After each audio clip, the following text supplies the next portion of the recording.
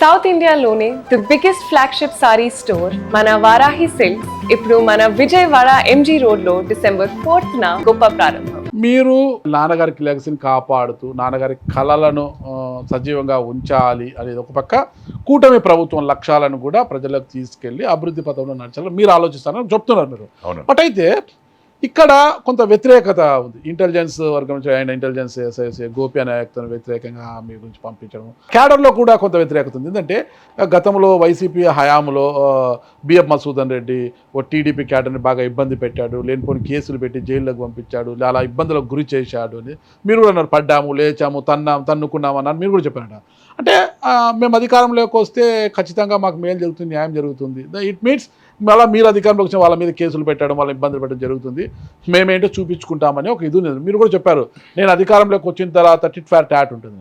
But ఇప్పుడు అధికారంలోకి వచ్చిన తర్వాత అదేమీ లేదు, చాలా కూల్గా మీ పని మీరు చేసుకుంటున్నారు. కార్యకర్తలు అరే మేము ఇంత ఆ రోజుల్లో మేము ఇంత ఇబ్బంది పడ్డాము, మా మీద కేసులు పెట్టారు, ఇంత చేసి ఈరోజు మా ఎమ్మెల్యే ఏం పట్టించుకోవట్లేదు అని మీ క్యాడర్ కొంత అసంతృప్తి.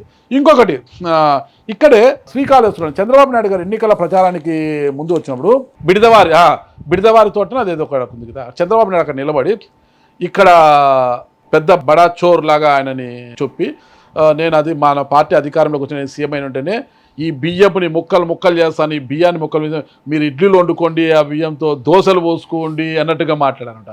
ఈరోజేమో మా సుధీర్ గారు ఇట్లా చెప్పారు, చంద్రబాబు నాయుడు గారు అట్లా చెప్పారు. యువగలం పాదయాత్రలో లోకేష్ గారు వచ్చి బడా చోరు ఇక్కడ ఉన్నాడు అని మాట్లాడారు. ఈరోజు వచ్చిన తర్వాత ఆ చోరు కథ ఏం లేదు, దోశ లేదు, ఇడ్లీ లేదు, పిండి ఎప్పుడు రుబ్బుతారు, అప్పుడు ఎప్పుడు పులుస్తుంది అని పోసుకోండి. ప్రజలంతా కూడా ఇది అంటే కార్యకర్తలు చాలా నైరాశ్యంలో ఉన్నారు. మరి ఏమంటారు దానికి? చూస్తే బొజ్జల గోపాలకృష్ణారెడ్డి గారు ముందు నుంచి ఫ్రాక్షనిజానికి, ఈ పోలీసు కేసులు గొడవలకి ఎప్పుడు దూరంగా ఉన్నాడు. ఏ రోజు కూడా ఎంకరేజ్ చేయలే, అటు కార్యకర్తలు ఎంకరేజ్ చేయలే, లీడర్లను కూడా ఎంకరేజ్ చేయలే.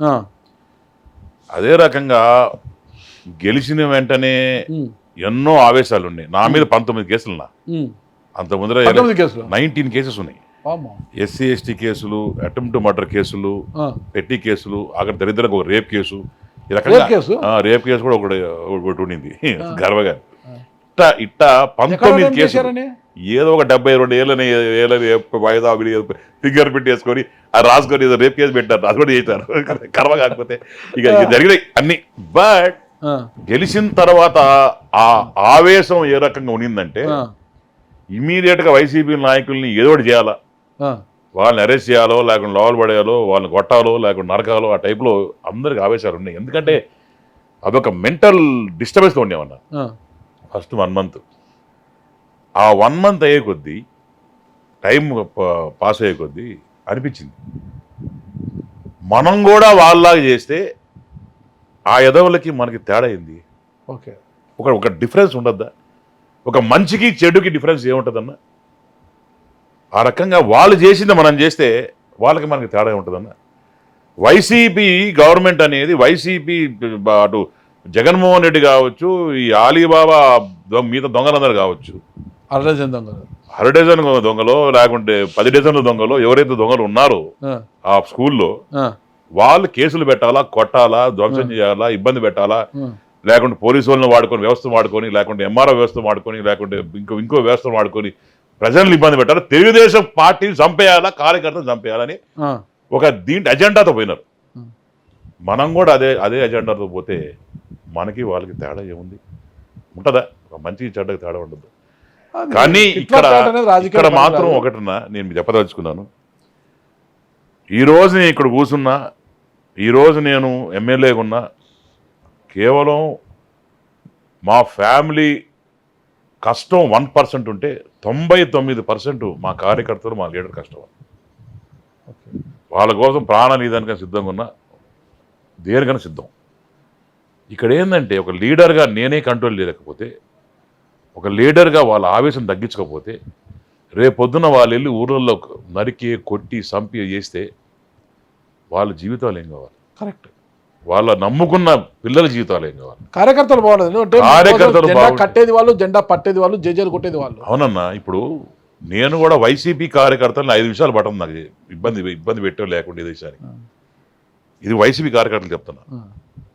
వాళ్ళకి ఫ్యామిలీస్ ఉన్నాయి, వాళ్ళకి పిల్లలు ఉన్నారు, వాళ్ళకి కూడా పేదవాళ్ళు ఉన్నారు, ఒక పార్టీని నమ్ముకున్నారు వాళ్ళు.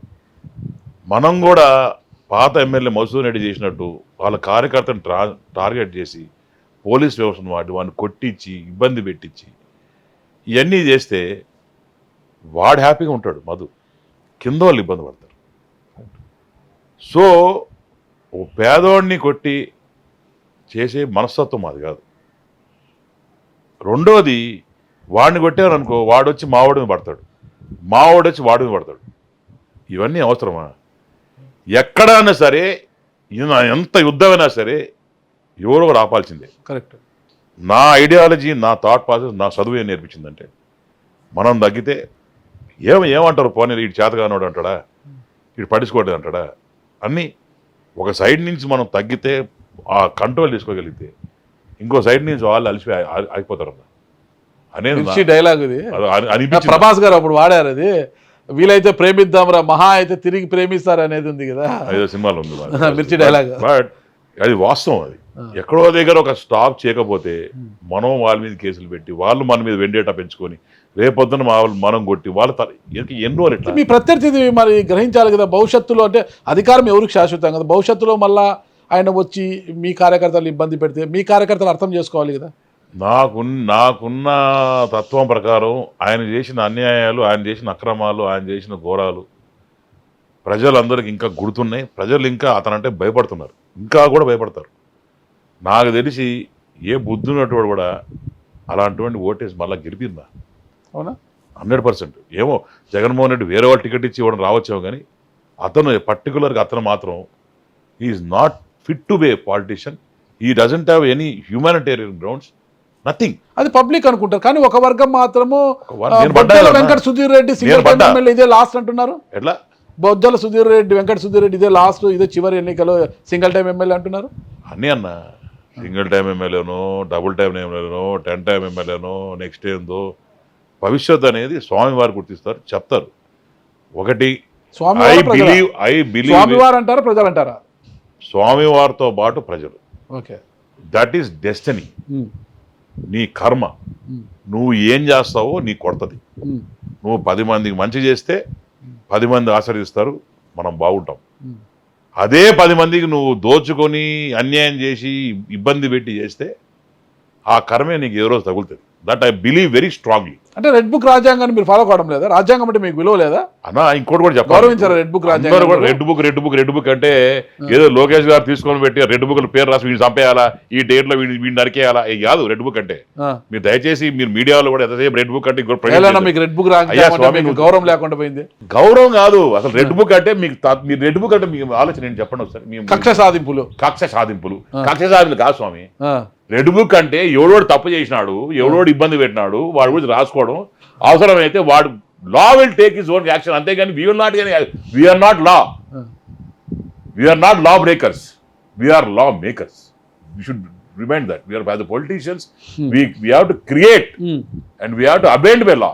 అంతేగాని నా దగ్గర నేను ఈరోజు ఎమ్మెల్యేనే కత్తెత్తుకొని రేపు పొద్దున పొడుస్తాను చేస్తాను, అది రెడ్ బుక్ కాదు. అది లోకేష్ అన్న ఆ రోజు చేసి పాదయాత్రలు రాసుకునింది అవన్నీ ఏంటంటే పేర్లన్నీ కూడా ఎవరోడు పోలీసు వాడు ఉన్నాడు, రాజ్యాంగం ప్రకారం నువ్వు నడుచుకుంటూ పోతున్నావు, నువ్వు ఆడ నడవకూడదు, నువ్వు స్టూడియో వేసుకోకూడదు, నువ్వు మైక్ వేసుకోకూడదు, నువ్వు మాడకూడదు.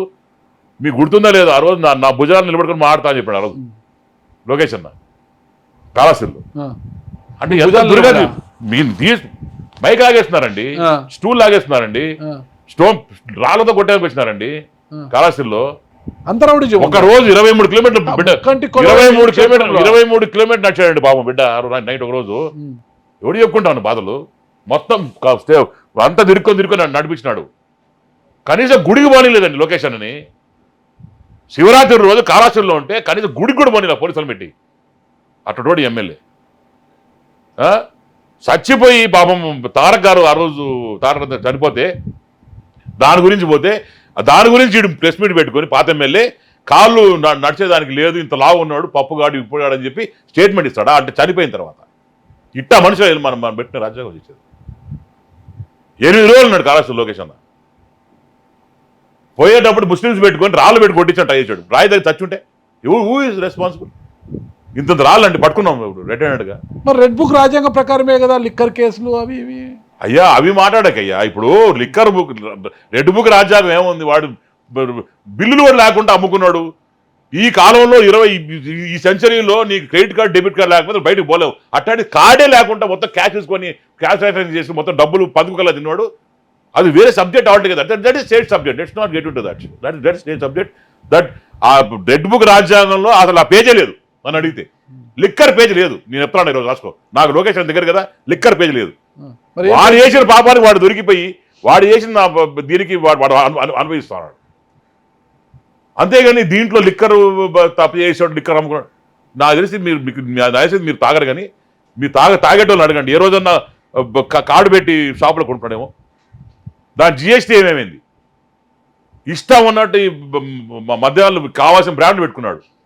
ఎవరైతే మేకర్స్ ఉన్నారో, లిక్కర్ మ్యానుఫ్యాక్చర్స్ ఉన్నారో వాళ్ళందరినీ భయపించి సొంత బ్రాండ్ చేసుకున్నాడు. ఇంకా లోపలేయకుండా ఇవన్నీ చేసుకుంటే జిఎస్టీ ఎగ్గొట్టినాడు. ఇవన్నీ చేసిన తర్వాత కనీసం యాక్షన్ తీసుకోవాలా లేదా చెప్పండి. దొందే కదా. దొందు ఏమంటండి? దొందుకి వారు అలా జిఎస్టీలు కొట్టారు, బిల్లు లేకుండా మద్యం ఇచ్చేసారనేసి. మీరు వచ్చిన తర్వాత నకిలీ మద్యాన్ని తయారు చేశారు. ఇక్కడ కూడా మళ్ళీ చెప్తలుచుకున్నా. వాడు వచ్చింది వైసీపీ నుంచే, జాయిన్ అయ్యింది వైసీపీ పార్టీ నుంచే. తర్వాత వాడు తప్పుడు నా కూడా తెలిసి తర్వాత క్యాన్సిల్ చేసుకొని మనం సస్పెండ్ చేసాం పార్టీ నుంచి. సస్పెండ్ చేసాడా లేదా? దొందే అంటే పెట్టుకొని మళ్ళీ మేము వ్యాపారం చేయాలి కదా. నువ్వు అన్నట్టు దొండే అంటే నేను వాడిని పెట్టుకొని ఇంకో 10 మంది సిండికేట్ చేసుకొని వ్యాపారం చేయాలి కదా. చేసినావా? సస్పెండ్ చేయాలి తెలుసా మీకు? అయ్యా వాడు సస్పెండ్ చేసేవా లేదా? ప్రవీణ్ కుమార్ రెడ్డి మీకు తెలుసా? అయ్యా ఎస్ ఆర్ నో. అతన్ని సస్పెండ్ చేసి పార్టీని తీసి బయటపడేసావా లేదా? ఆ కొలుపు మొక్కను ఏరి బయటపడేసావా లేదా? ఎస్ ఆర్ నో ఫస్ట్ చెప్పండి. మీరు చేసావా? అంటే ఆ దొందు ఈ దొందు ఒకటి అవుద్ది. అరెస్ట్ ఎక్కడ అరెస్ట్ చేయలేదు. లోపల ఉన్నాడు కదా ఆయన. లోపల ఉన్నాడు. జయచంద్ర రెడ్డి బయట ఉన్నాడు. అయ్యా తెలుసుకోండి. ఇప్పుడు 34 A1 జనార్దన్ రావు లోపల ఉన్నాడు. వాళ్ళకి బెయిల్లు ఉంటాయి, జైళ్ళు ఉంటాయి, లాయర్లు ఉంటారు. వాళ్ళు తీసుకొని వస్తారు బయటికి. లోపల వేసి కేసు పెట్టే బాధ్యత మాది. ఇంక దాంట్లో కూడా పెడతారా? ఎందుకు పెట్టలేదు అన్న? కేసు పెట్టి లోపల అరెస్ట్ చూపించిన కనుక్కోమని. ఓ పని చేద్దాం బా, నేను రెప్పించి నీకు పంపిస్తాను. నీకు WhatsApp file number, case number. నువ్వు ఏదో నిజంగా నన్ను ఏదో గ్రిల్ చేస్తున్నావు తప్ప వాస్తవానికి అతని మీద కేసు పెట్టిన మాట వాస్తవం, సస్పెండ్ చేసిన మాట వాస్తవం, అతని మీద వచ్చిన మాట వాస్తవం. ఇవన్నీ కూడా నీకు ఇస్తా.